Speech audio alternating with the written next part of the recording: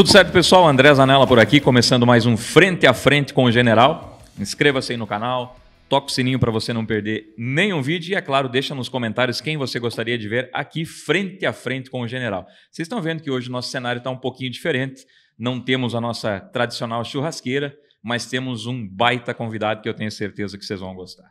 Meu amigo Capitão General, como é que você tá? Tudo bem, Zanella? Tudo certo? Tudo bem. Tá sentindo falta da churrasqueira hoje também? Sentindo. O convidado também tá sentindo falta. Convidado também, né? É, como a gente fica devendo para ele isso. Tu não precisa nem de caneleira hoje, né? Porque o convidado, se fosse jogador de futebol, seria com certeza o camisa 10 do time. Não, mas o Teddy é um cara muito especial, um cara que... Colorado, um cara que todos nós temos admiração, porque faz parte da nossa geração. Eu sou dos anos 80 e a gente acompanhou e acompanha o nenhum de nós. Teddy, querido, beleza? Que prazer estar com você aqui, cara. Vamos cumprimentar todos, né? Que prazer estar com você aqui, de verdade, cara. É isso, o prazer é meu. Zanella. Teddy, a gente tem uma pergunta que a gente sempre faz quando a gente começa o nosso podcast, que é se você gosta de churrasco e se você faz churrasco. Ou você gosta só de comer, ou gosta de assar, como é que é? Você que é gaúcho. Bom, eu gosto de churrasco, muito. E sou metido a fazer mais, tipo parrigeiro, assim, com uma... Cortes mais rápido? Eu gosto de fazer fogo alto, assim. Sou metido a fazer desse jeito, né?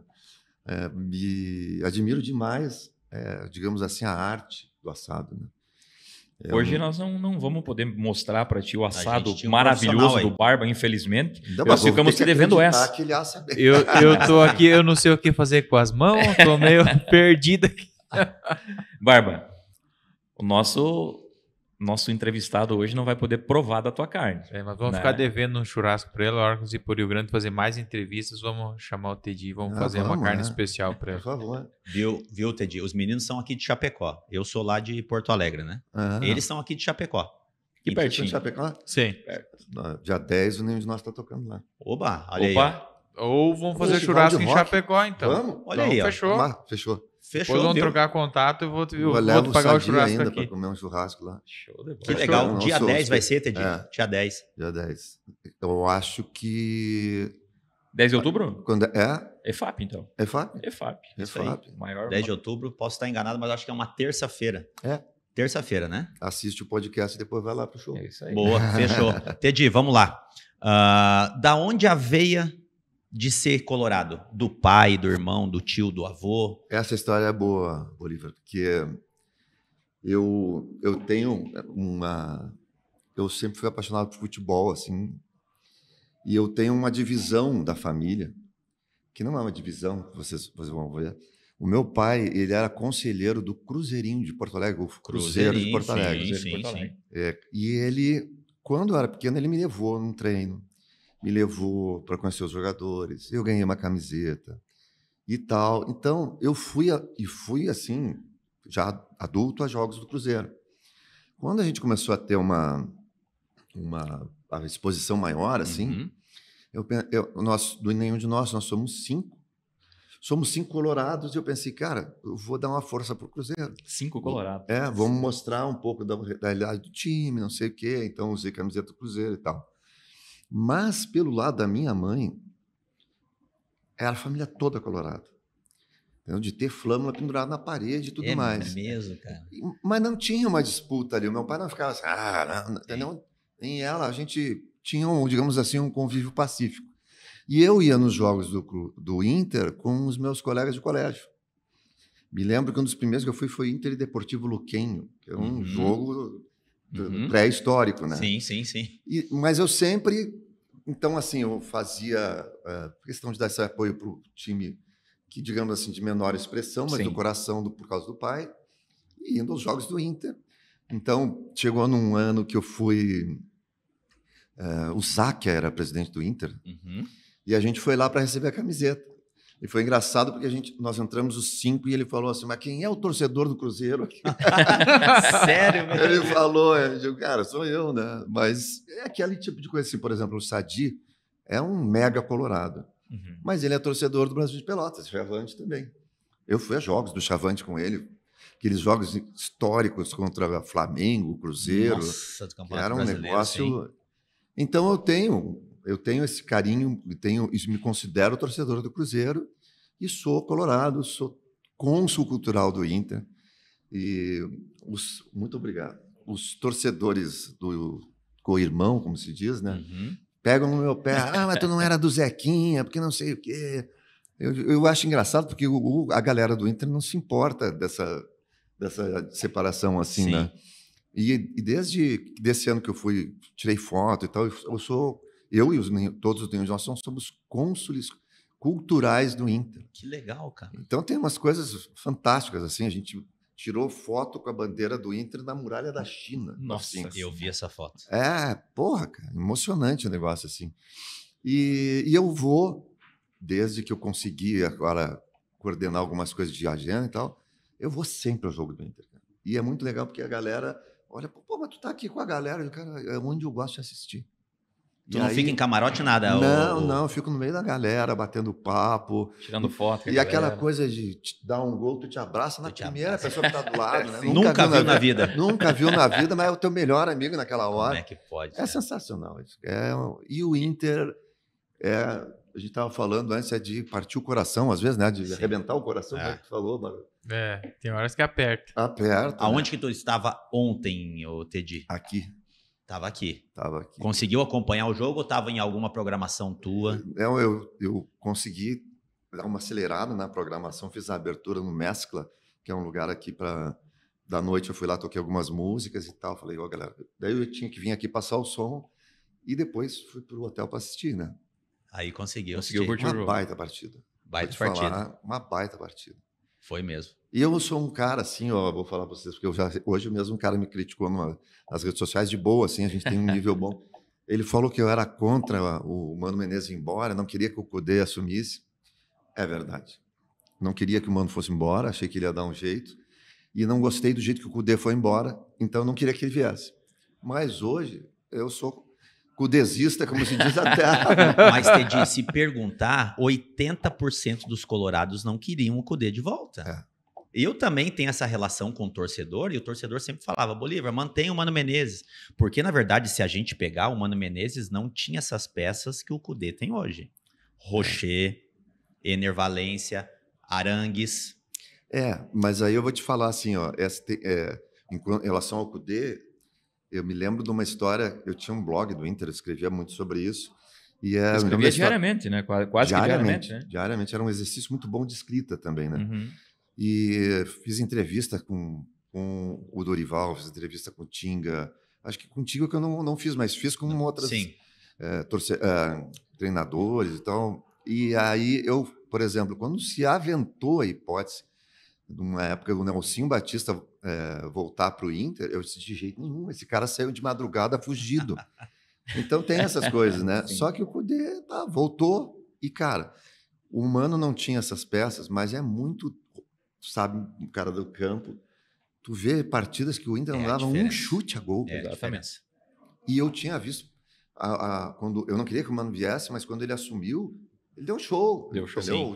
O time cresceu e tal. Quando tu vê que não consegue... Né? Exato.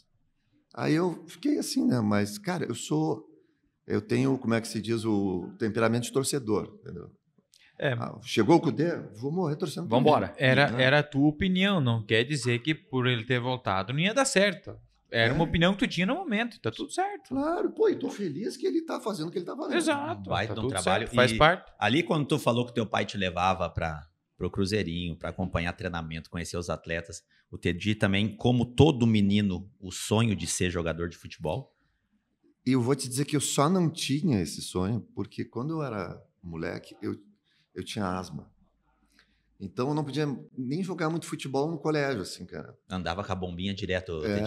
E tive situações muito Brincava ruins. Coisas diferentes das outras, normalmente. Minha mãe chegava e dizia assim, não vai porque tem que te buscar lá. Às vezes algum colega fala, o Tedi não tá respirando direito. Entendeu? Então era... Não tinha como. Falam assim, guri de apartamento, mas é porque eu tive esse problema com... Problema de saúde. Que depois e daí eu solucionei, daí comecei a nadar. A natação me ajudou muito. Hoje eu considero curado. Ando com a bombinha porque às vezes a asma é alérgica, né? Mas eu considero curado. Agora tem uma história que eu ia só falar dessa história do Cruzeiro. Uma vez eu fui num Grey Cruz, no Olímpico. peguei na almofada do Cruzeiro, peguei uma bandeira do Cruzeiro, que meu pai tinha me dado, e fui no Grecruz. Cara, um dos dias mais frios em Porto Alegre. Entrei no Olímpico, olhei para um lado, olhei para o outro, olhei para frente. Cadê a torcida do Cruzeiro? Mas será que eu errei o dia do jogo? Quantos anos? Cara, eu devia ter uns 14. Aí eu, cara, cadê? Não tem ninguém. Aí um cara que estava no meio da Força Azul era meu professor de Educação Física. Aí ele falou, Teddy, sobe aí, não sei o quê. Eu disse, vou ficar com ele ali, né? Quando eu cheguei do lado dele, ele, pô, tá de bandeira, abre aí. Eu digo, não, tá louco, cara. Porque é azul e branco, né? Daí ele achou que era, eu falei, é do Cruzeiro. E ele disse, a almofada do Cruzeiro, tá, enrola o teu casaco. Pô, mas tá frio pra caramba. Ele falou, cara, tu vai apanhar aqui. Aí eu enrolei meu casaco e se tu não viu, tu tá sozinho? Eu botei a bandeira nos pés assim, fiquei eu assistindo no meio da Força Azul o Grecruz. Claro, passando um frio. Passando um frio do caramba, ainda tomando 2-0, né? Essas coisas, né? Me diz uma coisa, uma curiosidade que eu tenho. Você faz muito show, sempre fez muito show. Nas conquistas do Internacional, normalmente você estava onde? Por exemplo, em 2006, no Mundial, na Libertadores, ali, você estava onde nesses momentos? Você lembra? Tem uma história muito boa sobre isso também. A Libertadores de 2006, a gente estava no palco de um teatro em Curitiba. E, cara... Tu conseguiu te concentrar, cara? A gente fazendo show, teatro lotado e tal, e a gente olhava para o nosso técnico de monitor, ele nos dando como é que estava indo o placar, como é que estava indo o jogo. Dava para ver que a gente, de vez em quando, se desconcentrava. E os 5 colorados. Os 5 colorados. E a equipe ali, um monte de colorado também. Daí terminou o show e o jogo não. E aí a galera, mais um. Eu voltei. Falei, pessoal, é o seguinte. Abriu o jogo. Abri. Tá tendo o jogo da Libertadores. Você falou. Falei, Inter e São Paulo. E, cara, todo mundo aqui é colorado, vocês estão bem sentados aqui, vocês se importam de esperar um pouquinho que a gente vai ver o final do jogo? E a galera, não, vai lá. Ficaram no teatro, batendo papo e tal. Nós nos socamos no camarim com uma televisãozinha pequena e assistimos o final do show. Depois voltamos e demos o bis do show. Voltaram empolgado. Inter campeão, feliz, cara. Porra. Que legal, cara. É uma baita história, né? Tu vê, Daniel? Que coisa. Eu tenho uma coisa que me chamou muita atenção em algumas leituras que eu fiz sobre você, é que o teu pai ligava um tango na sala da casa para vocês ouvirem juntos. Isso me chamou muito a atenção, porque hoje não existe mais, né? Hoje não tem mais isso, né? E vocês sentavam, tipo, uma meia luz, um negócio, como é que era isso? Conta um pouquinho. Zanella, que baita lembrança essa, que o meu pai, ele foi disc jockey, num tempo que o disc jockey era um cara da rádio, assim. Sim.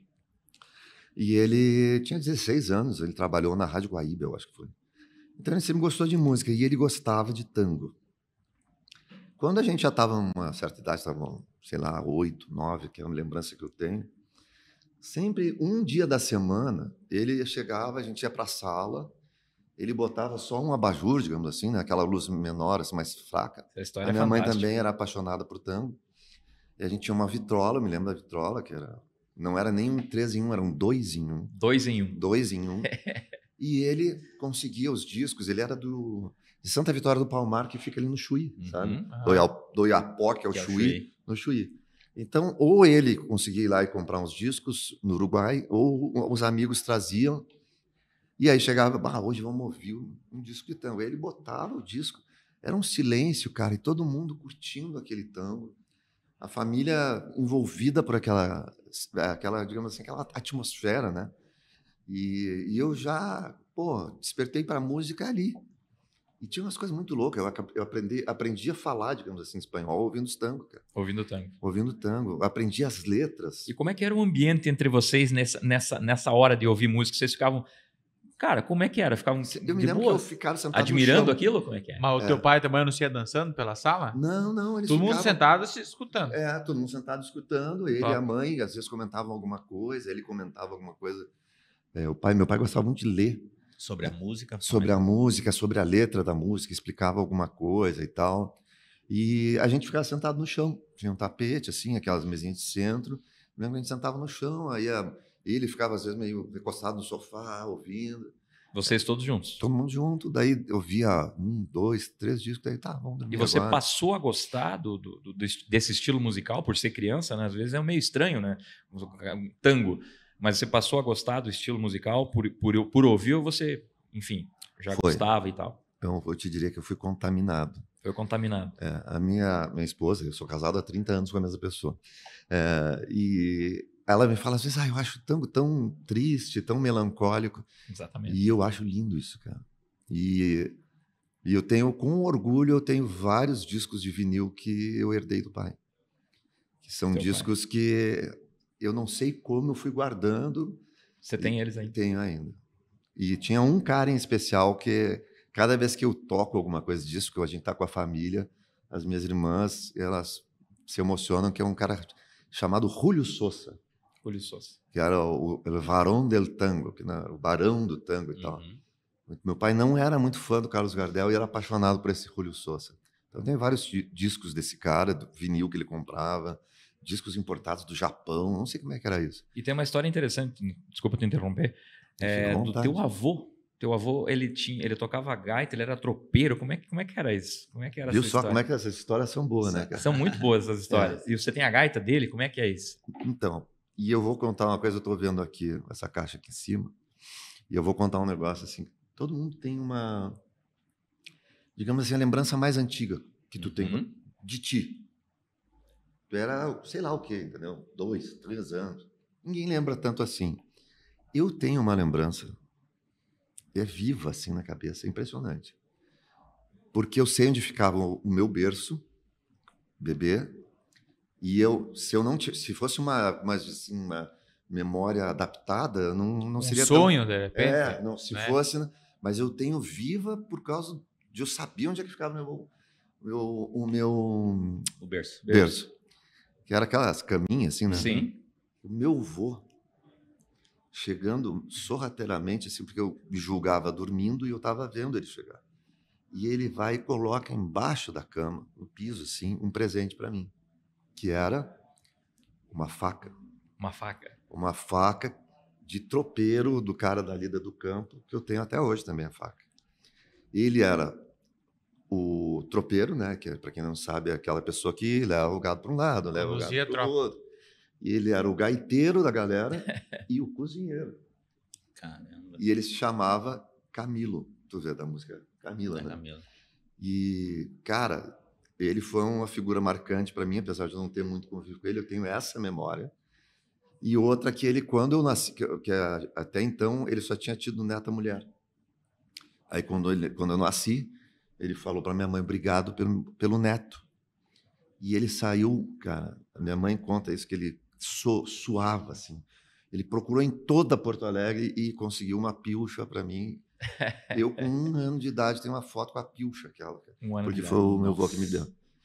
E, cara, legal. Daí tu fica pensando nessas coisas, de ter a gaita do cara. E essa gaita é de boca ou é a gaita de botão? Acordeon. A gaita. Acordeon. De tecla.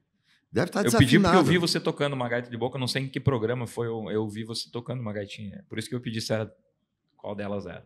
Não, a gaita de boca eu toco eventualmente. Mas essa é uma gaita de botão. De tecla, de abrir, é muito difícil tocar, né, cara? Mas foi bom até tu falar, porque eu acho que eu vou levar para algum cara dar uma revisada e afinar de novo, né, a gaita. Então, tenho a veia do pai, de ouvir, não sei o quê, do avô. E a minha mãe gostava de cantar. A vida inteira ela gostou de cantar, tinha uma voz muito suave, assim. Então, cara, quando eu comecei com a história de música mais sério, meu primeiro violão quem deu foi o pai. E o nenhum de nós estava começando aí, assim, e eu me lembro que ele gostava de ouvir as gravações que a gente fazia do ensaio, umas demo horrível, né, cara? Ouvi uma barulheira daquelas, ele, tá bom isso aí, não sei o que é. E, para não me delongar mais... Não, fica à vontade. Não, fica à vontade. Ele ficou doente, ele teve um câncer, e quando eu fazia engenharia civil, e quando ele faleceu, a minha mãe falou assim, olha, a gente vai ter que dar um jeito agora no orçamento da casa, ela já era advogada, mas a gente vai precisar, porque a universidade era cara, né? Que tu trabalhe, tu faça... Porque eu fazia estágio, daí tu não ganha muita coisa. Aí eu falei para ela, mãe, isso era fevereiro, deixa eu tentar alguma coisa com essa banda, 6 meses. Se não der nada, aí eu vou atrás do emprego, aí a gente se vira e tal. Dá pra gente aguentar isso 6 meses? Ela dá. Fevereiro. Em junho a gente estava entrando em estúdio para gravar o nosso primeiro disco para uma multinacional. Caramba. Que baita história. Boa, né? Nossa, uma coisa sensacional também que eu percebi, que você fala com muita naturalidade. E para nós não é natural. Para nós que estamos do outro lado não é natural. Convivência tipo com o Cazuza, Renato Russo, né? Como é que foi você teve a oportunidade de trocar uma ideia com esses caras? Eu lembro que tu teve até uma ligação do Renato. Foi Só do com o Renato. Do Renato. Como é que foi? Como é que era essa relação com esses caras? Porque provavelmente teus ídolos também? Ou não? Porra, Era? Meu Deus, cara. O Cazuza tem uma história engraçada. Tem um cara que trabalha com a gente, chama Dante, que é colorado também. Foi com ele que eu fui no Deportivo Luquem, eu sempre lembro disso. E ele... Eu fui assistir um show do Barão Vermelho num lugar pequeno lá em Porto Alegre. Showzaço, assim. E na época eu não estava convivendo muito com esse cara. E o Cazuza saiu com ele de carro e uns amigos e tal. Então esse cara ficou um amigo mesmo do Cazuza. Legal. Eu não consegui. Apesar de toda a admiração, eu não tive essa felicidade de cruzar com ele. Tenho uma boa amizade com o Frejá e sempre adorei o Barão. E com o Renato, aconteceu uma coisa engraçada, que era assim, quando a gente estourou com Camila, ok, porque não era a música mais tocada do Brasil, era uma sucessão, assim, mas... Só que no ano seguinte a gente vai lá e estourou com Astronauta de Mar. Cara, daqui a pouco, do nada, alguns caras do rock começaram a falar mal da gente. Porque essa banda aí, cara, banda de um sucesso só. Eu falei, pô, mas cara, acabei de lançar... Eu ficava meio assim mas eu não ligava, né? Mas quando o Renato falou um negócio, eu fiquei, putz, o Renato... Mas eu acho legal essa transparência dele que ele falou pra ti. Não, ele falou no jornal. Falou mal da gente no jornal. Não, e aí quando ele te ligou, ele falou assim, isso é inveja. Tipo assim, ele falou, cara. É isso que eu achei legal. E a história é legal porque a gente tinha o mesmo advogado na época, e eu liguei para o advogado e falei, porra, é um português, o Coelho Ribeiro, eu falei, pô, eu adoro o Renato, ele falou isso... E ele, espera um pouquinho. Desligou o telefone, daqui a pouco. Anota o número do Renato aí. Eu, caramba, não vou ligar para ele. Liga para ele, tá esperando o telefone. Não. Quando eu liguei, que eu disse alô, ele já falou do outro lado. Falei merda, né? E a gente conversou bastante. Ele falou, cara, isso é inveja. Tá todo mundo com inveja do sucesso de vocês. Eu, cara, mas não tem cabimento. É legal isso. Não tem cabimento, sabe? Vocês são bandas que a gente ama. Não tem que ter inveja. Mas a gente tem, supera, vai, vamos em frente. Isso aí não tem nada a ver e tal. Foi a única vez que eu tive eu encontrei com ele num camarim de um show, mas assim, de conversar mesmo foi essa vez. E uma coisa que me chamou a atenção quando tu tava falando, eu ia pegar o gancho aquela hora que tu tava falando sobre o teu avô, do Camilo, né? Tu falou? Da Camila, da onde a Camila? Tu falou que tu tava com a música quase toda pronta e precisava, tipo, aquele algo a mais, tipo, a finaleira, aquela pra... Camila, Aí disse que tu olhou pro chão, eu acho que era um estúdio que vocês estavam, que tava com jornal no chão. Isso, cara. E tu olhou e viu escrito, né? Camila. A gente tá falando de tango. Eu li o cartaz de um filme argentino que se chamava Camila. Por isso eu adoro, eu sou fã dos argentinos, da cultura argentina. Então, não gosto do racismo deles, mas isso aí... Sim. Eu não vou entrar nessa questão, mas eu digo assim, eu admiro demais o rock argentino, a cultura, os escritores e tal. E essa história foi exatamente isso. A Camila, ela passou por um...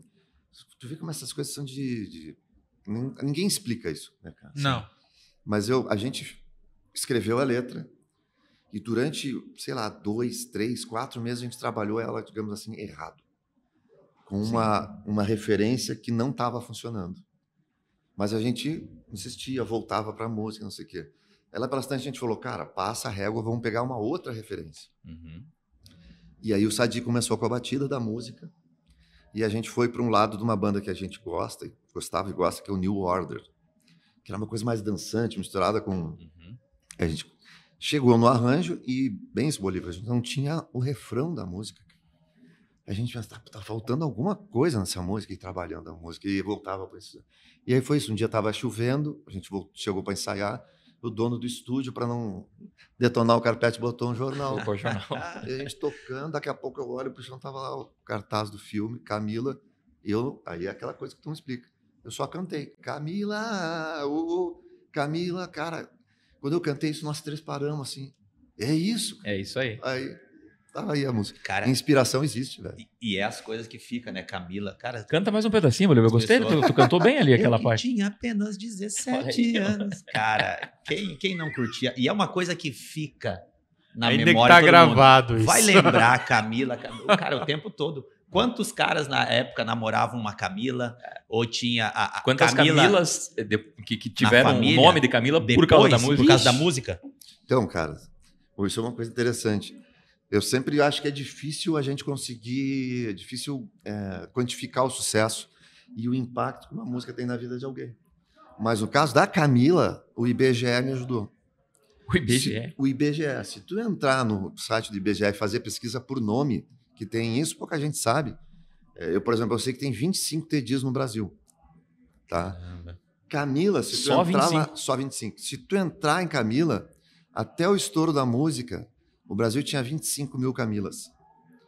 Depois que a música estourou, tu vê o gráfico, ela passa de 200 mil Camilas no Brasil. Nossa, cara. Aí tu consegue ter uma ideia exata do impacto da proporção, que a música do poder. alguém vai lá e põe o nome da filha, Camila, né, cara? A mesma coisa aconteceu com uma cidade muito próxima aqui, o cara com o astronauta de mármore. O cara que salvou a vida dele. São Miguel do Oeste? São Miguel do Oeste. Pô, e é os caras próximo. Estudaram, hein, Bárbara? Pô, Sim. vocês estudaram, Tu hein, entendeu, Luiz? Teddy? Pra tu ver a força que tem a música, cara. Por isso é que eu trato o que a gente faz com muita responsabilidade. Aquela canção que tu escreve, que tu joga pro mundo, assim, né? A gente tem que ter responsabilidade sobre Tu aquilo não que a gente tá sabe escrevendo. quem que vai absorver e de que forma vai absorver o que tu tá passando. Tu quer passar de um formato, ela pode até receber do formato que tu passou, mas ela interpreta de outro jeito. Entendeu? Tem caras, eu vou contar essa da... Eu estou contando aqui porque... Essa é fantástica, essa é muito boa. Não, a história do cara que achou que Camila tinha sido feita para ele. Sério, cara? Tava eu e o Sadi na frente de um hotel em Belo Horizonte, Minas Gerais.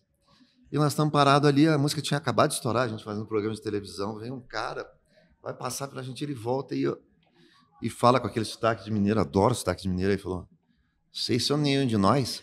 Nós, não, somos da banda. Aquela música Camila, vocês fizeram para mim. Até hoje eu não sei se estava falando certo, mas eu acho que não. Aí eu falei, tá, mas como? Camila foi feita para ti. É o nome de uma mulher. Não. Ele começou a explicação assim, sabe o Renato Gaúcho? Aí eu fiquei mais apreensivo ainda. Naquela época o Renato jogava no Flamengo. Uhum. E aí o cara falou assim, né, que o Renato, cara, quando ele entra em campo, aquela faixinha na cabeça, aquela roupa vermelha e preta, cara, eu fico com ódio daquele cara, mas de um ódio que eu fico até cego. E na música você falou que o ódio cega e você não percebe, então a música foi feita pra mim. Caramba, velho, olha que loucura isso, cara. Louco demais, né? Cara? Ele pegou uma dúzia de laranja e fez um bolo. Meu Deus do céu, cara. Mas foi incrível. Essa é a história mais fora da curva. E eu acredito, claro, se tu puder falar aqui, ou tem uma, ou muito engraçada, de repente que vocês passaram como banda em shows de fãs. Invadiu o hotel, o Teddy vai no palco, alguma coisa que tu te lembra assim que marcou contigo ou com algum integrante do Nenhum de Nós? Tiveram alguns shows que foram emblemáticos, assim, né? Tem um que a gente considera o pior show da nossa história. Pior. Que foi numa cidade chamada Natividade, no Rio de Janeiro. A gente estava gravando o 3º disco, a banda estourada. Caramba, a gente foi lá e foi casca. Eu vou falar só uma coisa, para vocês terem ideia do como foi ruim o show. Nós estávamos passando o som, os holds, o pessoal estava passando o som, e um cara tentou subir no palco. Nós não estávamos no palco, né? Mas o cara queria subir no palco. E o nosso hold falou, não pode entrar. E o cara, não, porque eu vou subir. Não, porque não pode entrar. Não vou subir. Daí o hold foi lá e empurrou o cara. O cara saiu rolando a escada e caiu no chão. Nossa. Era o prefeito da cidade. Cacete. Meu Deus, cara. Meu Deus do céu. Prefeito da cidade. Foi horrível. Não vou entrar em detalhes, porque essa... Caramba, mas teve um show muito assim, emblemático, que eu me lembro muito, no Rio de Janeiro, no Circo Voador, que aconteceu um negócio bizarro, assim, né? Começou a chover fã. Como chover fã? A gente estava tocando e o Circo Voador tinha umas armações, assim, a gente não via, mas os caras subiam por lá e eles simplesmente jogavam no palco. Que isso, então eu me lembro que eu tava tocando... Caiu um cara. E daqui a pouco o cara se materializou assim na frente, eu olhei, e ele começou a tocar o meu baixo assim, ó. Aí os caras se tiraram, mas foi uma experiência que eu nunca tinha visto. Que loucura, cara. Eu não sabia se o cara tinha brotado do chão. Ou se tinha caído. Eu olhei pra cima, tinha uns 4 ou 5 lá em cima. Pendurado, velho. É, muito louco isso. Uma curiosidade que eu tenho tem muita curiosidade, porque, cara, são tempos ali dos anos 80 e 90 que eu acho que quem vive hoje gostaria de ter vivido assim com mais intensidade.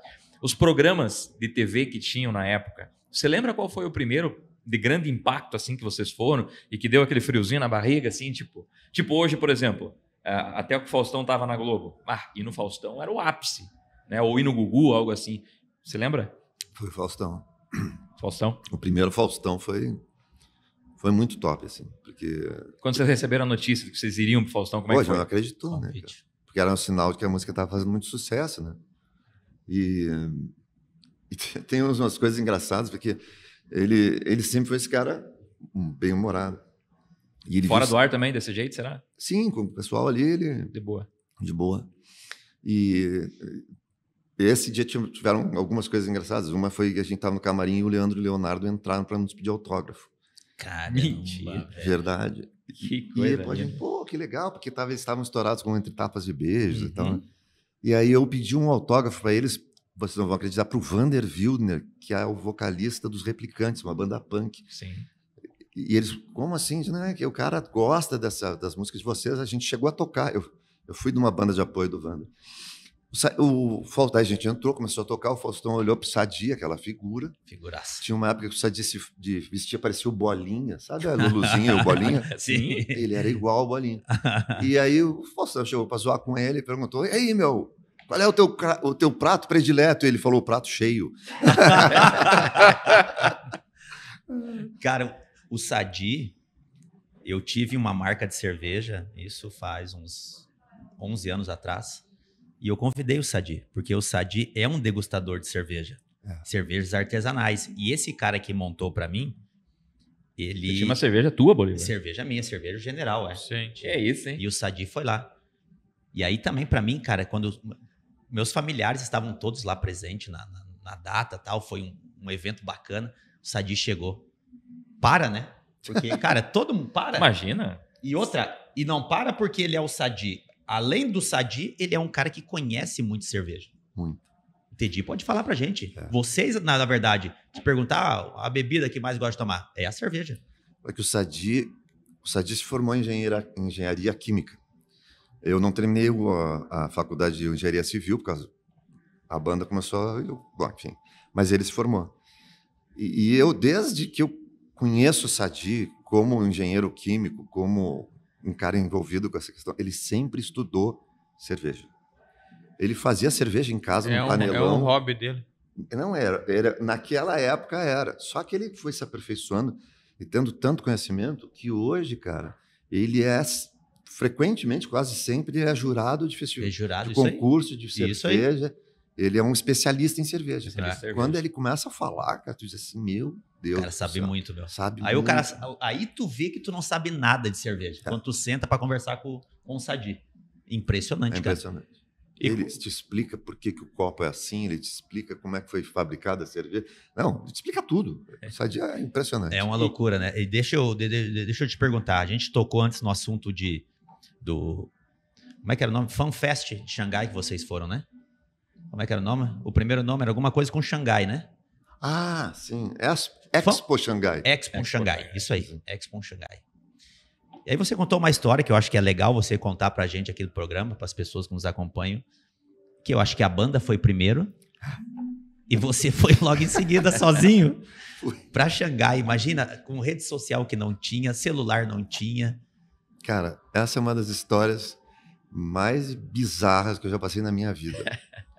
Eu fui depois porque eu tinha lançado um disco com músicas do Lupicínio Rodrigues e eu fui convidado, eu e o cara com quem tinha feito o disco, pra gente fazer um programa da Globo, que era o Som Brasil, uma coisa que passava de noite, uma produção super legal. Eu falei, vou ter que ir nesse programa.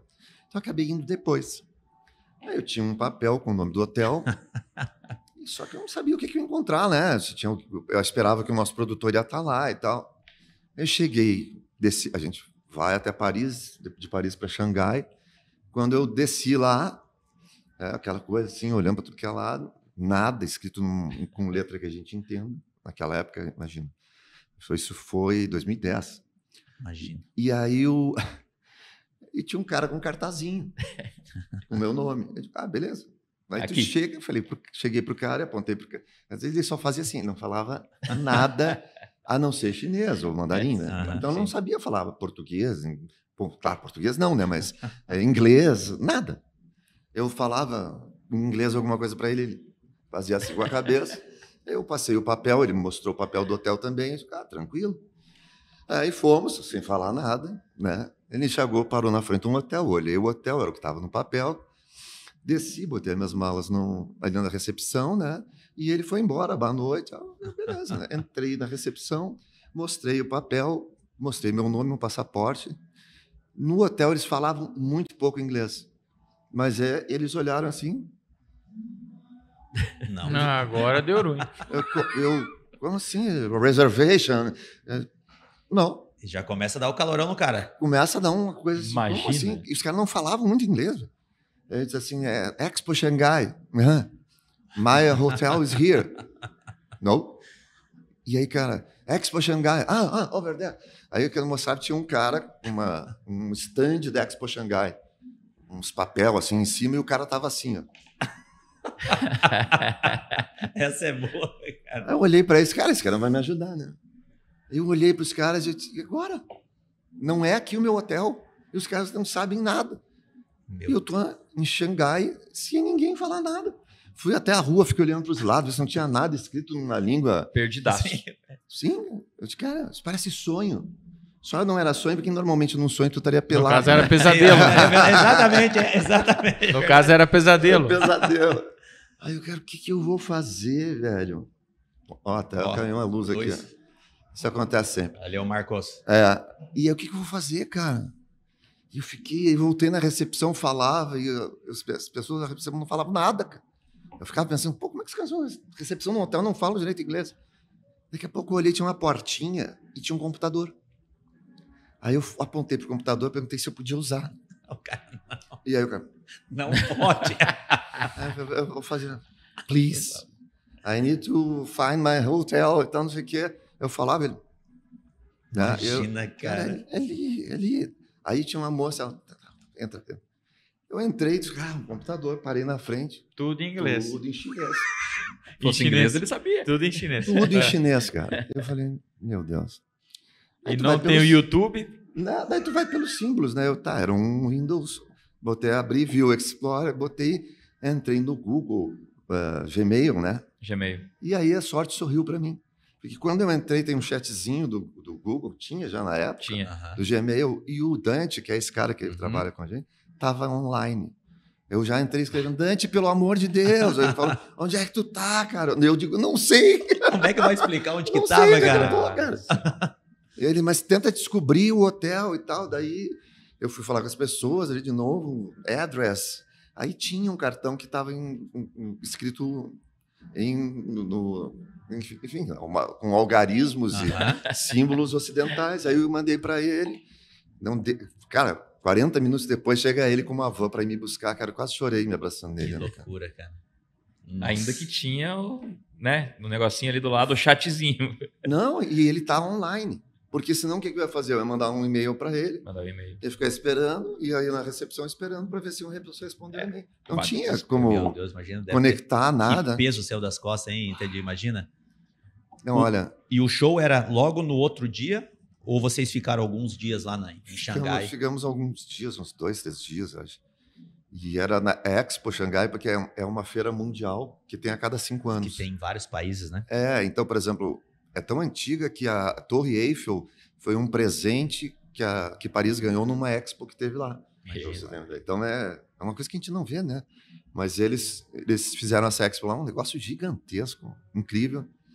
E Porto Alegre tinha entrado com um projeto de governança sustentável e tal, e ganhou um prêmio. Então tinha um dia que era o dia de Porto Alegre na Expo Xangai. Eles fizeram uma pesquisa. Qual é o artista mais... com a cara de Porto Alegre. Daí a gente ganhou e a gente foi lá tocar. Que coisa Aí fizemos 2 shows no mesmo dia. E o tocar é legal. Tu pode contar pra gente também que é a Todo mesma mundo coisa, cantou as músicas O junto. Teddy tocando, né? Aí o Teddy falou, vamos tocar um Beatles, né? Vamos agitar Todo a galera. mundo conhece. Entendi. Nós tocamos um Beatles, ninguém conhecia. Ninguém conhecia. Não, porque quando os Beatles estouraram, eles estavam na Revolução Cultural Chinesa, que não entrava nenhuma informação daqui. Nada. E como o público era um público, tinha misturado, assim, talvez algum jovem conhecesse ou não, estava cheio, não tinha brasileiro. Se tivéssemos brasileiros, uns 20 ali, que eram de Porto Alegre, mas era só. O resto das 3 mil pessoas eram chineses. E aí tinha um intérprete que eu, às vezes, falava, chamava ela, e ela explicava sobre o que a letra falava.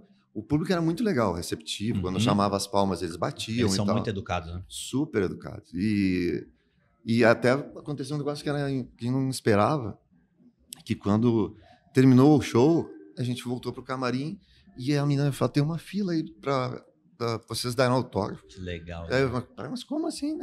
Ninguém eu olhei, cantou? tinha uma fila. Que legal. Aí eu fui lá, daí a gente cumprimentou e tal, então tinham umas pessoas que não sabiam o que dizer e elas batiam assim na gente. Não falavam, eram brasileiros "I que love you, moravam lá. I love you. Não, só chinês. Que legal. Batiam assim, I love you, I love you.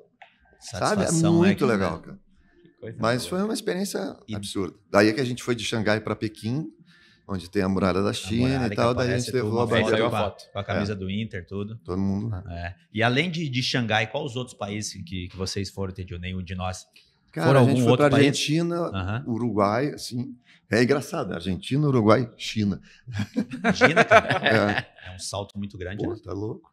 Foi o lugar mais longe que a gente já E foi. tu conseguiu, de repente, com essa questão da tua família, pai e mãe gostar tanto de tango, pegar os dois e levar no berço do tango, na Argentina, Buenos Aires? Não, cara. É. Gostaria muito de ter feito isso. A minha mãe, quando eu disse assim, vou levar ela para Buenos Aires, ela já estava... Ela não quis ir, não Entendi. posso caminhar muito, não sei o quê. Uhum. Porque seria uma coisa maravilhosa eu conseguir levar ela Sim. para ir, mas ela não conseguiu, assim, cumprir isso, né? E agora, quando tu falou ali do 2010, que se vocês estavam lá, que época que era? Eu digo para conciliar junto com a Libertadores nossa de 2010, que a gente ganhou. Oh, meu Deus. Cara, a de 2010 eu posso te dizer que eu estava... Essa tu conseguiu o estádio ou não? Eu estava no estádio. Tava no estádio. Eu tenho que achar aqui, mas eu tenho uma foto com a minha filha. E cara, um dos momentos mais incríveis, vou dizer, da vida, quando a gente ganhou, né? Aquela coisa emocionante que começou a tocar We Are the Champions, Sim. que é uma banda e uma música Sim. que eu amo. Uhum. E a gente começou a ouvir cantar e ela tinha 8 anos, assim, ela nasceu em 99, 11. É isso aí. E ela chorava, cara. Chorava, assim, Imagina. com aquele momento, assim, cara. E eu digo, meu Deus, cara, sabe? A gente aqui foi um negócio inesquecível. Prazeroso. Eu tava com meu filho levantando troféu. E meu filho tinha essa idade também. Tinha Recebeu só do Pelé a taça, de tá tudo certo. 9, 10 anos. Eu me lembro, sabe que eu tenho uma memória também. Foi em do 2010 que jogo. recebeu do Pelé ou 2010. 2010? Eu acho, Do inclusive. Eterno Vermelho. O Pelé entregou a taça, né? Isso aí. Esse ano tá não é se comemorando, mas se celebra o Pelé, que Uhum. infelizmente nos deixou. Isso aí. Eu acho que ele vai dar a taça pro Inter de novo. Eu acho que sim. Olha Mas aí, é ó. verdade. Tem tudo a ver. Não tem? Realmente. verdade. A gente tem que se Verdade. agarrar a alguma loucura que seja uma loucura Algumas coisas. bacana, né? E essa paixão que tu tava falando da tua filha junto contigo, hoje ela vai sozinha no estádio? Ou o Teddy consegue ir com ela no estádio? Ela não mora aqui. Ela Uhum. foi estudar fora e tal. Mas ela assiste todos os jogos, cara, lá, cara. Sério, cara? Assiste, velho. E a gente comenta, e quando ela vem, a gente vai aos jogos. Ela é impressionante. Ela adora ir a jogo Que legal. do Inter. E tem uma história muito legal, porque eu gosto muito de falar que a minha esposa é gremista, a maior parte da família dela é gremista. Coisa. E a gente não tem uma loucura, eu não quero que a minha esposa sofra, entendeu? Sim, Sim, claro. sim. Às vezes acontecem algumas coisas, e ela, quando assiste os jogos do Inter com a gente, ela não quer que a gente sofra, entendeu? Então Sim, ela não sim. fica corneteando Sim. e tal. Então a gente tem isso. Mas quando a minha filha nasceu, que ela é afilhada do meu cunhado, do irmão da minha esposa, ela ganhou uma camiseta do Grêmio. Então, primeiro aninho dela, ela tá lá com segundo ano, sei lá, com a camiseta do Grêmio. No primeiro não, no segundo. tá lá com a camiseta do Grêmio, né? E tão considerada gremista e tal. Só que ela não contava com uma coisa. O Sadi, que deu para ela de presente um uniforme completo do Inter, e o meu sobrinho, que tu conheceu aquele que trabalhava com futebol, que era aquela vez do Novo Hamburgo, eu fui encontrar contigo. Sim. Então, é aquele cara ali, que hoje ele tem um perfil falando do Inter e tal, e tem academias e tal, mas ele sempre foi um cara assim, né? Ele convenceu ela a mudar de time. E aí ela um dia pequena, assim, foi lá e devolveu a camiseta do Grêmio para minha esposa e disse, eu sou do Inter agora. E aí, vai fazer o quê? E vou fazer o quê, né, cara? E virou colorado. Diz, eu não tenho nada a ver com isso. Não, e pior que eu não tenho. Foi o Sadi que deu o uniforme incompleto e esse meu sobrinho, que é mais uma idade mais próxima, que ficou aqui. Teddy, qual foi o melhor Inter que você viu jogar? Você lembra? Difícil, né? Porque tem... É difícil, a gente fala, né? Eu também. Me fazem essa pergunta também e eu falo, é difícil. É difícil. Não, mas não precisa fazer média, porque o Bolívar tá aqui. Não vou fazer média com o Bolívar. Eu não vi ao vivo jogar, tá? Mas uma das coisas que eu me lembro, que na época foi do Inter e Cruzeiro, do gol do Figueroa. Do Figueroa, Falcão, aquele time era impressionante. Aquele time ali, cara, é muito marcante para mim, porque eu era pequeno, eu não podia ir sozinho ao estádio, não podia ir, mas eu me lembro que estava na casa da minha irmã, que era um apartamento na Getúlio Vargas. Quando o Inter ganhou, foi uma loucura, eu na janela, todo mundo gritando. E ali muito próximo a Getúlio? Exatamente. Foi um negócio, e aquele Inter ali, eu te diria que tem em torno daquele time ali uma espécie de magia, vamos dizer assim, né? Que parece que não tinha só a ver com futebol. Imagina. Eu conheci pessoalmente o Valdomiro, que é uma pessoa, tu sabe, né? É um cara, parece que ele não é desse planeta. Não é. Pessoa com coração assim. Gigantesco. Maravilhoso. Então, eu acho que esse Inter aí tem um pouco do Inter que fez na minha geração se apaixonar pelo Inter. Entendeu? O que a gente viu, né, Bolívar, foi o quê? Foi 2008, foi o melhor? 2006? Mesmo, que a gente pôde mesmo eu ganhando em 2006, jogar, né? era um timaço. Mas o 2008 do Tite, a Sul-Americana, também era um time incrível também. Era um time. Mas eu concordo com ele porque meu pai jogou na década de 70 no Grêmio. Meu pai é gremista, pai jogou na década de 70. E ele enfrentou esse time. Ele falou, não tinha jeito. E não é que o Grêmio não... Cara, para um time ser campeão invicto, como foi brasileiro, isso nunca mais vai acontecer, para tu ver o poder que os caras tinham. E aí tem gente falando, não, mas aqui era menos partidas, tá? Cara, então naquela época quem foi invicto? Ninguém. Exatamente. Encerrada a discussão. Exatamente isso. Vamos pro quadro? Vamos pro quadro. Bola dentro e bola fora aqui no Frente a Frente com o General. Vamos lá, Teddy. Um momento, bola dentro, um momento especial. Eu sei que são vários na sua carreira, um momento pessoal ou profissional seu. Bola dentro, Rock in Rio 2. Eu te pedi disso. Rock in Rio 2 que a gente cantou em pleno Maracanã com 80 mil pessoas. Cara. Nossa. Rock in Rio foi naquela edição, foi no Maracanã. Tu circular pelo Maracanã e tu entrar no palco e olhar assim, puta, não tô no Maracanã. Um mar de gente.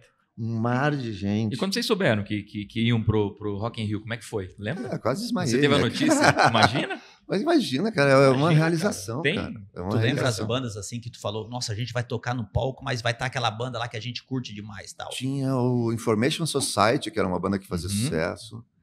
Tinha o A-ha. Nossa. Tinha... naquela edição, Prince, eu acho que tocou também. Eu tenho uma memória de andorinha para essas coisas. Mas eu me lembro da história do Information Society porque o Sadi bebeu muito e entrou no ônibus deles para ir embora e os caras ficaram olhando para ele, quem é esse cara? Imagina a cena, cara. Mas foi incrível, foi um momento muito maravilhoso. A gente já, na época... E ali o povo já estava com as músicas de vocês na ponta da língua. Sim, ali a gente já estava no terceiro disco. Estava no terceiro disco. E a música que estava estourada era tema da Barriga de Aluguel, que era Sobre o Tempo, uma música emblemática pra gente. E a gente fez um negócio muito legal também. Eu não me lembro como, mas eu sei que o protagonista, o cara que era o personagem, que a música era tema, que era o ator, o Jairo Matos, que era o galã da novela, a gente fez uma amizade com ele e a gente convidou, tu não quer participar do show? Nossa. E ele, vou. Que legal, e aí, cara, no Sobre o Tempo, quando chegou numa parte, a gente fez um clima que bem inspirado no que o The Doors fazia, para o Jim Morrison fazer aquelas loucuras de falar e tal. E ele entra no palco, ninguém sabia.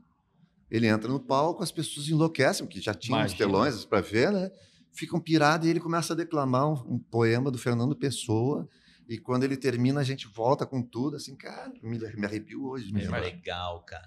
Bacana. Foi um show bem, bem bacana. Top. Esse aí foi bola dentro. E o bola fora, Teddy? Alguma coisa que, de repente, que tu lembre que daqui a pouco, se eu tivesse a cabeça de hoje, não faria uma declaração, alguma coisa que te marcou negativamente? Do prefeito já foi uma, né? A do prefeito foi uma. Essa foi boa, Bárbara. O prefeito foi... Agora é outra. Pode contar outra. Tem que ser outra, né? A do prefeito é a campeã, eu acho. Não é? Imagina. Aconteceu mais coisa depois. Mas é que é muito longa essa história. Assim, para ser genérico, mas eu gostei do que tu falou, de alguma coisa que se eu tivesse na minha cabeça de hoje eu faria diferente. Eu vou te falar com toda sinceridade, eu ouviria mais, daria mais crédito para as opiniões de algumas pessoas que eu não quis levar em conta.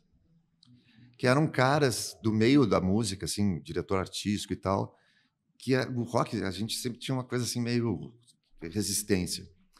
E eu tenho um exemplo a te dar que é um cara que eu tenho um carinho muito grande por ele, é um cara que a gente se tornou amigo, mas que na época eu não entendi. A bola fora é que a gente fez uma fita, demo, gravou as músicas para o disco seguinte, mandou para ele, que era um cara chamado Max Pierre, um diretor artístico que a gente tinha, um cara que manja muito de música. Um cara super... não era um cara que... sabe? Não, é sempre gentil e tal. E quando eu fui falar com ele pelo telefone sobre essa demo, que eu estava achando que a gente estava entregando para ele o nosso Sgt. Peppers e tal, um negócio assim, ele me falou uma frase, que ele disse assim, Teddy, tu é o John Lennon, te falta o Paul McCartney. Na época que ele falou isso, eu fiquei puto. Caramba, quem não queria ter o John Lennon e o Paul McCartney, mas tu já tem o John Lennon. Eu não falei isso para ele. Sim. Mas na hora eu falei, não sei o que e tal. Hoje eu me dou conta, e depois eu até já falei isso para ele, que quando ele falou que me faltava o Paul McCartney, era o lado da melodia. E eu não entendi. Essa é uma bola fora que até hoje eu falo. Algumas vezes eu achei que, tu vê, o cara falou isso, mas hoje, que no dia é hoje, não sei, né? Mas o dia que nós estamos conversando aqui, sim, eu falo isso e digo categoricamente, se eu tivesse a cabeça que eu tenho hoje, eu entenderia muito melhor o que ele falou. Mas hoje, se a gente for pegar, eu posso também aqui enumerar aqui várias também minha. Porque chega um momento que isso é do ser humano, isso não é porque é o Teddy cometeu isso, é o Bolívar, o Barba, o Zanella. Isso é do ser humano. Sempre em um certo momento da carreira, eu posso falar por mim, às vezes a gente não quer escutar. E não é uma coisa que é tipo assim, de soberba, sabe, o Teddy? Não é. Mas isso então, por que a gente não quer, né? É que a gente não é maduro o suficiente. Eu acho que é isso aí, Barba. A gente vai aprendendo com os erros lá na frente. Tu não ouviu, aí você errou. De lá na frente, aí tu percebeu o teu erro e tu viu que quem te aconselhou tinha razão, porque aquela pessoa que te aconselhou errou. Exatamente. Entendeu? Esse caso aí, para mim, a gente lançou essa demo como um disco que chama Onde Você Estava em 93. E é um disco que eu gosto do trabalho que a gente fez, mas se eu tivesse ouvido o que ele falou, eu teria interpretado de uma outra maneira e eu sei o que eu poderia ter produzido. Tinha dado uma incrementada nela. Porque depois eu produzi coisas que iam muito na direção do que ele falava, entendeu? Eu produzi, que eu digo assim, eu compus, escrevi canções que eu acho que tinham a ver com o que ele falava. Sim. Mas a história, a jornada da gente é essa, né? Feita de acertos e de erros. É isso aí. Preciso te fazer uma pergunta, porque eu sou muito fã daquele acústico de vocês, né? E acho que foi o primeiro acústico de uma banda brasileira, não foi? Foi. Como é que foi esse projeto? Como é que foi vocês bolarem isso, sendo que não existia no Brasil isso, ou não se tinha gravado? Como é que... Porque deveria ser um projeto extremamente grande para os padrões da época, enfim. Como é que foi como é que surgiu essa ideia? Foi alguém que propôs? Como é que foi? Não, Zanella, foi um negócio doido. Tem a ver com isso. Depois dessa história do Max Pierre, e muito pela nossa reação de não ouvir o cara, como tu mesmo falou, né, da imaturidade, a gravadora disse, então vamos encerrar o contrato. E eu me lembro que isso Putz, eu fiquei Imagino. louco, mal. Me lembro, mas eu conto isso porque eu fiquei uns 3, 4, não, mais dias sem tomar banho. Porque eu estava tentando pensar, daí minha mulher falou, olha, vai tomar um banho, porque faz dias que tu não toma. E era verão, tal. Mas enfim. O nosso empresário, o Tonho, que é o mesmo empresário até hoje, a gente falou, vamos fazer um show, assim, fazer alguma coisa aqui em Porto Alegre e tal. Não tinha uma perspectiva de fazer nada, assim. A gente tava... A única coisa que a gente tinha certeza era o seguinte, não foi uma gravadora que começou a banda, não vai ser uma gravadora que vai fazer ela terminar. O que nós vamos fazer? Daí ele falou, vamos fazer um show no Teatro São Pedro. Naquela época, ninguém da música pop, do rock, fazia show no Teatro São Pedro. Por um motivo muito simples. Tinha uma limitação de volume. O pessoal achava que, dependendo do volume que tu colocasse, a quantidade de grave, ia afetar as fundações do teatro. Hoje se sabe que isso não é bobagem, entendeu? Mas na época tinha isso. Tinha isso. E o pessoal do teatro falou assim, ó, não dá, banda de rock aqui não dá. E a gente tinha visto, eu digo nós da banda, um acústico de uma banda que a gente ama, que é o R.E.M., o REM aquele, né? Nossa, bom demais. Essa banda é... E eles fizeram um acústico que nem saiu em disco depois, mas a gente teve aquelas coisas da jornada Alguém foi lá e assiste aí, ó. A gente assistiu na MTV esse acústico deles. E assistiu e passou. Quando chegou esse negócio que o Tony nos falou assim, olha, não dá para fazer porque eles disseram que não rola. A gente falou, vamos fazer um acústico. Aí falaram, com acústico, só com violão. Acústico dá.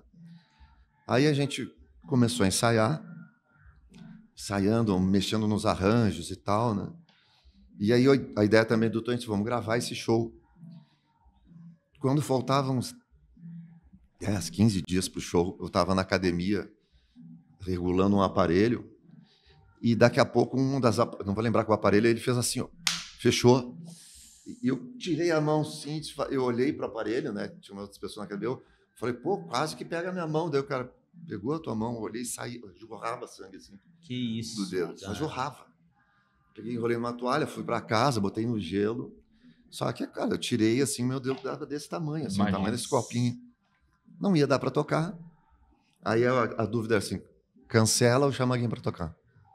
Aí eu disse, não, vamos chamar alguém para tocar no meu lugar. E aí a gente chamou o Nico Bueno, e ele, que é um baixista maravilhoso, a gente ensaiou as músicas com ele, subimos no palco e gravamos um único show. Quem sabe de música sabe que isso é uma loucura, mas a gente fez isso. E gravou algumas coisas numa passagem de som, só, não fizemos todos, assim. E aí a gente falou, vamos lançar isso nós mesmos, né? Que legal. E aí aconteceu uma outra coisa que até hoje eu não sei explicar direito. Eu estou em casa, a gente já estava decidido a gravar. Liga a advogada da gravadora. Eu pensei, pô, para mim, tem que ligar para o Tonho, o empresário, né? Para acabar com o contrato e tal. Ela falou, não, o pessoal queria falar contigo aí, vocês gravaram um projeto aí. Eu disse, como é que vocês sabem? Vocês gravaram, tu não quer vir aqui no Rio para mostrar para a gravadora? Eu falei, vou falar pro Tonho para ele dar um pulo. Não, vem tu. Aí, claro, eu falei com o Tonho, falei com os guris da banda e tal. O que a gente faz? Não, vai. Daí eu cheguei lá, mostrei a nossa gravação.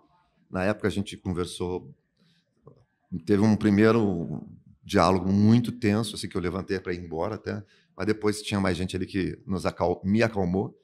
E acabou que esse disco saiu pela nossa gravadora. Puta, que legal, que baita história, cara. Coisa legal. Que baita bom história. Demais. Só mais uma aqui que eu tenho curiosidade de saber. Tua música preferida é uma dessas famosas ou é uma que o pessoal não conhece muito bem? Você lembra? Ou qual que é a tua preferida? Tem uma que é meio autobiográfica, assim, que ela tem uma história que eu gosto muito, que é Julho de 83. E que nesse disco eu escrevi todas as músicas com a minha filha, né, recém-nascida. Sabe aquela fase que o bebê, se está sentado e tu empurra ele com o dedo, ele cai e não consegue levantar? Sim. Então, a minha esposa é professora, universitária e tal, e eu ficava com ela de tarde tocando violão e ela com os brinquedinhos na cama.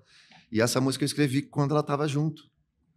Eu escrevi várias, tá? Amanhã ou depois e tal, mas essa aí eu me lembro assim, de ter escrito. E de noite eu estava com ela também, a minha esposa já tinha chegado em casa, e aí eu toquei essa música um pedacinho, mas eu achei, é muito meio trouxa essa música, né? E aí a minha esposa falou, que música linda é essa, não sei o quê. Eu digo, meio um pouco da nossa história, assim. E ela, tá aí, não terminou? Não, ela termina. Aí eu terminei a música. E eu tenho um carinho muito especial por ela, por ter sido quase que uma coisa que a minha família, a minha esposa e a minha filha, fizeram eu compor, entendeu? Eu gosto muito dela e acho um acerto assim, que eu tive na minha história. E as palestras? Como é que surgiu as palestras? De você entrar nesse mundo das palestras? Foi uma sugestão de um cara que o Oriva, eu acho que conhece, acho que não conhece, que é um jornalista lá do Rio Grande do Sul, o Túlio Milman. Sim. Colorado sim, também. Sim. E eu fazia um programa de TV com ele e ele um dia me falou, pô, tu tem uma oratória boa, tu tem um monte de coisa para contar, porque tu não monta uma palestra para começar a apresentar no mundo corporativo, assim? Eu falei, pô, pode ser. Daí um dia a gente se reuniu na casa dele, ele me deu umas sugestões. Eu acabei acatando e começando a desenvolver essa palestra. Sempre quero dar o crédito para ele, porque foi ideia dele. Uhum. Depois eu fiquei desenvolvendo muito sozinho, porque era uma coisa que eu precisava pesquisar eu mesmo. Levou uns 2 anos até eu achar, eu digo assim, tá, agora eu tenho um material. Uhum. Aí comecei a apresentar e devagarinho, entendeu? Vai aperfeiçoando, atualizando. E eu fui trabalhando bem com a palestra. E aí, hoje... Eu vi uma declaração que você gosta muito também de fazer essas palestras. É uma coisa que te satisfaz. Porque é um outro universo, né? Uhum. E a relação é diferente. Um evento de música, por exemplo, sei lá, a gente está ouvindo música aqui porque a gente está num evento que é o evento, o HJ, que é um evento de palestra, de não sei o quê. Eu circulo, converso com as pessoas e tal. No evento de música tu não consegue fazer isso. São universos distintos, assim, né? Uhum. E eu gosto muito e prezo muito essa capacidade da gente, a possibilidade da gente conversar. O network. E eu ouvir as pessoas. Então, tá, vai lá, faz um show numa universidade, depois tu encontra, sai para bater papo com o reitor, ou vai numa empresa, faz um show, depois o dono da empresa vem conversar contigo, contar a história dele e tal. É um ambiente diferente, eu curto muito fazer isso, sabe? E você canta também nas palestras? Toca. Ah, sim, né? Senão os caras não deixam. Senão o pessoal enlouquece, né? O pessoal enlouquece. Útil ao agradável, né? Já faz as duas coisas já. Porque o pessoal, na verdade, além de escutar o TD, vai querer... Mano, imagina se ele for fazer uma palestra e não tocar uma. Como é que não vai cantar o Camila? Os caras trancam as portas, será que isso não vai sair? Não. Deus o livre. Mas é legal também, porque eu curto fazer isso também. Em universidade, essas coisas, tu tá abrindo um novo... Um leque, né? Um leque novo. Um público que tu resgata ali e tal. É muito legal. Eu acho bacana esse universo. A música é muito legal, mas às vezes os horários são meio assim... castigam a gente, entrar no palco 1h30, 2 da manhã e tal. E a palestra começa às 8. Mais tranquilo. Mas, Teddy, eu queria, mano, agradecer, né, desculpa o nosso atraso. Hoje nós nos atrasamos um pouquinho, né? Eu me atrasei, né? Eu até pedi Mas foi por uma boa causa, né? Tava lá comentando o nosso Colorado, né? Colorado. Tá bom. Né? Poderíamos ficar aqui 4 horas, 5 horas conversando com certeza. Tenho certeza que a gente vai ter uma segunda oportunidade para nós fazer um segundo episódio. Um churrasco. Um churrasco. Não, o churrasco isso nós estamos certo, Teddy.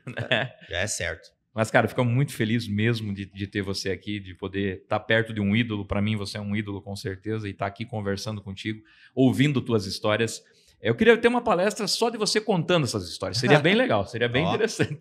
Fica a dica. Mas fica obrigado a dica, pela... né? E não tem churrasco, mas tem presente. Tem um presente para você, Teddy. Adoro presente. Teddy, então, forma de agradecimento, tá? Não ter o churrasco, mas devendo churrasco para você. Depois nós vamos te chamar na rede social, vamos se achar em Chapecó. Lá já vamos dar 2, um em Chapecó e um lá em Porto Alegre. Lá em Porto Alegre também. Uma lembrancinha. De um patrocinador nosso.